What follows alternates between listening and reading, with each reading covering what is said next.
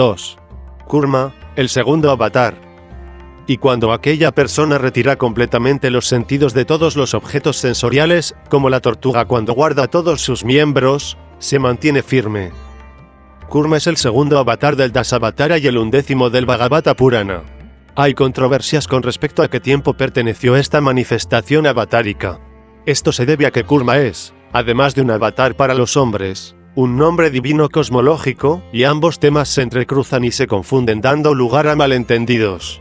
Hay quienes consideran a Kurma una manifestación anterior a la humanidad, lo que sería cierto, mientras hay quienes consideran a Kurma una manifestación del Satya Yuga, lo que también sería cierto, aunque no se pueda explicar esto último, desde una integral comprensión de esta materia. Estas dos afirmaciones no son contradictorias.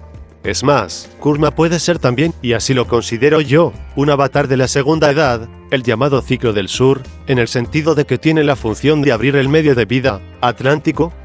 Kurma es, desde todos los puntos de vista, la isla, donde la humanidad se apoya para llevar a cabo su segunda gran manifestación. Y aunque su actividad mítica remite a imágenes de la Edad Áurea o incluso pre-humanas, la función para con los hombres, nos lleva a tiempos secundarios, viejas civilizaciones perdidas que giran en torno a la idea de un continente que emergió de las aguas y que se sumergió de nuevo, como una tortuga.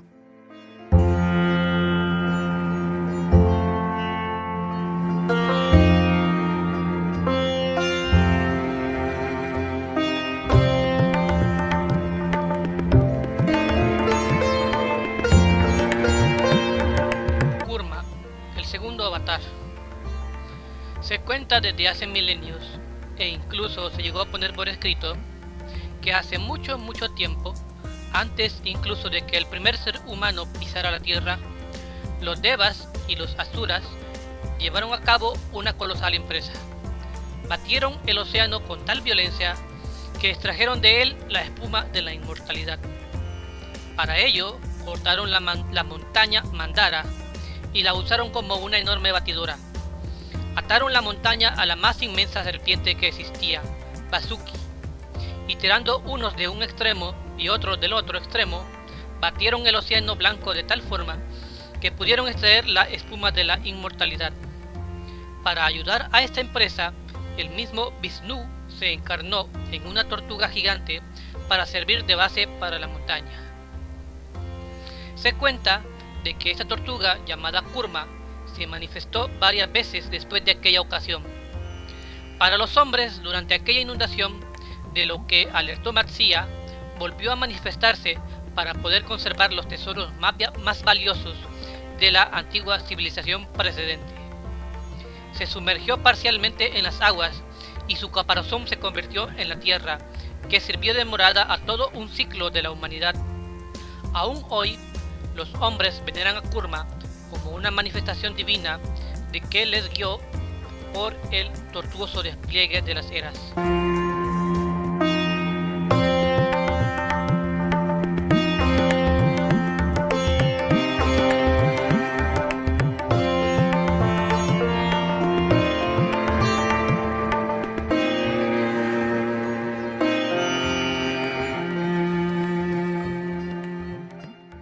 Expresión mitológica.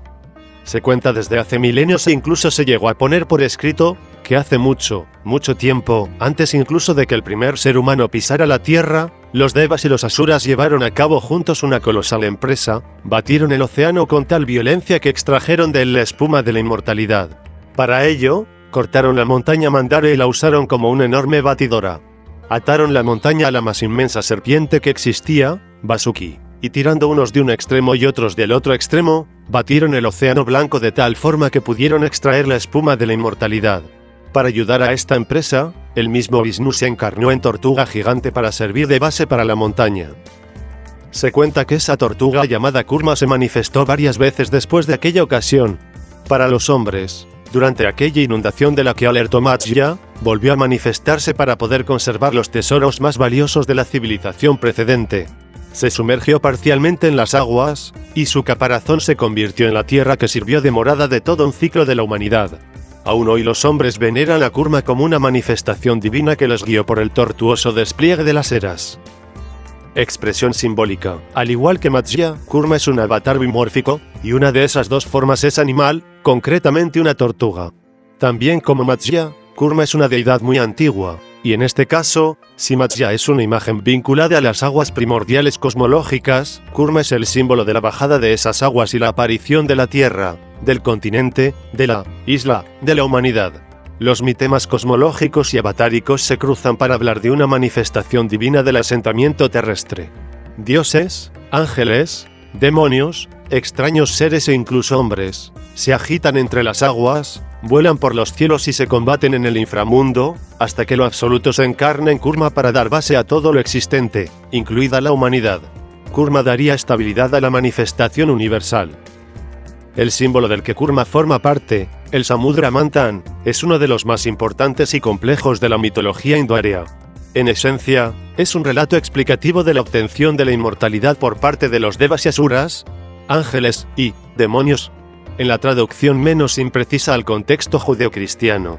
A diferencia de esta visión, la mitología indoárea no habla de ángeles creados como seres inmortales, al modo de la angelología católica, sino de seres manifestados mortales que obtienen la inmortalidad por mérito, por esfuerzo, por ascesis, por trabajo, por una empresa realizada. Es uno de los rasgos genuinos y característicos de la cosmovisión aria. La inmortalidad se conquista y todos los seres, en potencia y aunque sea tan difícil como batir el vasto océano tomando como batidora una montaña, pueden hacerlo. El avatar de la tortuga tiene la función cosmológica de ayudar a los seres en esa empresa.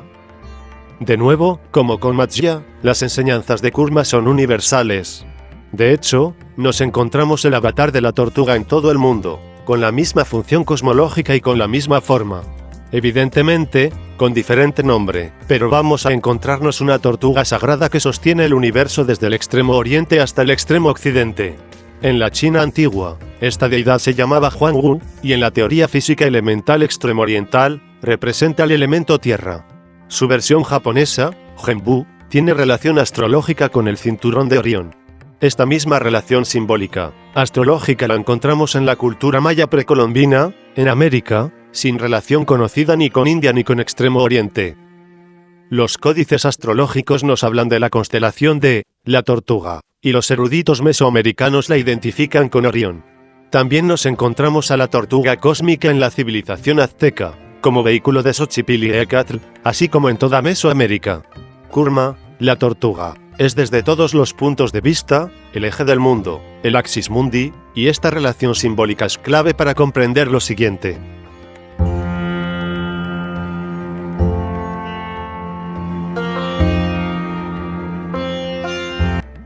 Expresión geométrica matemática. Ya hemos hablado de la concepción cosmológica indoárea como una revolución geométrica, que parte de un punto central referido como Bindu. Kurma sería el desarrollo secundario de ese punto como axis mundi. Geométricamente, Kurma proyecta la recta generatriz del cosmos a lo largo de una curva, el caparazón de Kurma, y por lo tanto, el cuerpo que lo simboliza es un cilindro redondo. En ocasiones, en relación directa con el eje del mundo, como montaña sagrada, Kurma también se representa a través del cono. Cilindro redondo y cono recto. Recordemos que en el Samudra Manthan 101 Kurma es la base de la montaña Mandara, y este nombre no es sino uno más del monte Kailas, morada de Shiva según las corrientes Shaivas y eje del mundo, tanto simbólico mítico como físico geográfico para los Shaivas. El monte Kailas, actualmente bajo territorio chino, es violado anualmente por cientos de turistas occidentales que van a dar una vuelta al Tíbet y al monte Kailas.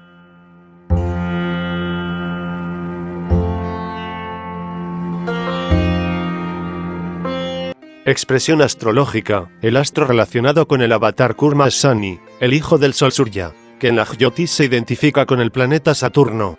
Se le llama el lento. El llamado día de Shani se corresponde con 30 años terrestres, que es lo que los astrólogos hinduarios calcularon que Shani tardaba en dar una vuelta alrededor del sol, su padre. El año de Shani se usa para hablar y medir la vida del ser humano. Se dice que el hombre vive 4 años de Shani, tal vez 120 años.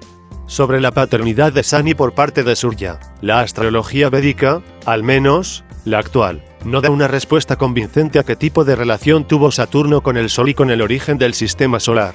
Asimismo, tampoco tenemos datos sólidos sobre la influencia de Shani en la vida en la Tierra y en la manifestación avatárica. Según nuestros cálculos extraídos de las propias fuentes, esa influencia saturnal se dio hace 42 milenios aproximadamente. Al parecer, según la tradición hinduaria, el planeta Saturno es una extraña morada de un linaje de asuras, que usan el astro, no como domicilio, sino como fuente de energía. Tal y como hicimos en la obra precedente, nos abstenemos de hacer una interpretación de este tipo de datos. Tenemos una opinión al respecto de lo que ocurrió con Saturno en nuestro sistema planetario hace más de 40 milenios, como también tenemos una opinión sobre lo que puede estar sucediendo ahora mismo con este cuerpo celeste. Conscientes de nuestra ignorancia y en vista de la generalizada charlatanería que gira en torno a estas cuestiones, me refiero concretamente a Saturno, se prefiere guardar esa opinión por su irrelevancia. Shani es hermano de la muerte, Yama, y su vehículo, Vahana, es un cuervo negro. Su día se celebra en la luna nueva de finales de mayo o principios de junio. Shani en la astrología islámica es Zoali, no sin motivo. Ese fue el nombre con el que la industria aeroespacial iraní bautizó al que supone ser, de forma oficial, el primer platillo volante presentado por un ejército moderno. Por supuesto que esto es solo una pequeña exhibición de la tecnología de la que Irán dispone. Este tipo de tecnología se está usando ahora mismo por las principales potencias militares, tecnología que no es ciencia ficción, sino la más rigurosa realidad aeroespacial de la ciencia hinduaria. En la literatura jaina más antigua 102, uno de los artefactos voladores que aparecen y que transportan a varios tirthankaras, se llama Shani Vahana, es decir, en persa, Zoal, es decir, Saturno.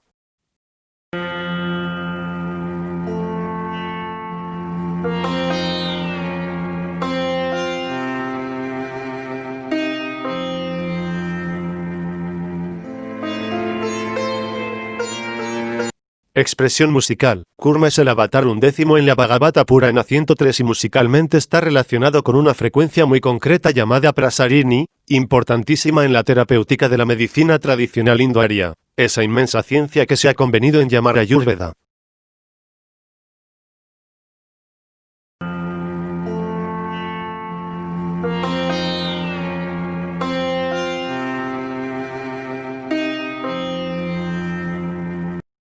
Expresión histórica. El avatar de Kurma, como todos los tres primeros del Dasavatara, nos remite a contextos espirituales muy antiguos, prehistóricos. Y aunque el soporte bibliográfico que aquí presentamos son textos Vaisnavas relativamente recientes, el rastreo de la manifestación histórica de este avatar nos conduce a mundos arcaicos, que pertenecen al sustrato religioso de la civilización indoaria, lo que académicamente se ha convenido en llamar Shivaísmo. El único templo, que yo conozca, que está aún en pie en honor a Kurma, se encuentra en Kurmai, en el estado de Andhra Pradesh, en una región muy importante para las corrientes Shaiva. La tribu de los Andhra aparece en registros históricos de más de 3000 años de antigüedad 104, y posteriormente el viajero, aventurero y escritor griego Megástenes, siglo III AC, ya dejó constancia de la fortaleza y la identidad cultural de los Andhra durante el Imperio Maurya. En este periodo se manifiesta el florecimiento literario de una lengua que se convertirá en la propia de la expresión regional de una espiritualidad universal, el Telugu. Esta lengua, una de las lenguas nativas auténticas de India, da testimonio de una misma identidad espiritual que ha sabido conservarse a través de las corrientes de un shivaísmo esotérico que tienen Andhra Pradesh como un auténtico bastión religioso. El Telugu es una lengua ampliamente hablada en Andhra, Yanam y otros países del sur del subcontinente, incluida también la comunidad gitana del Ceilán. En este país, en Andhra Pradesh, los shivaístas tienen 5 puntos de peregrinación. Ya se comentó algo sobre ese valor del 5, donde encuentran 5 lingas, 5 obeliscos, formados de una misma pieza, una única roca.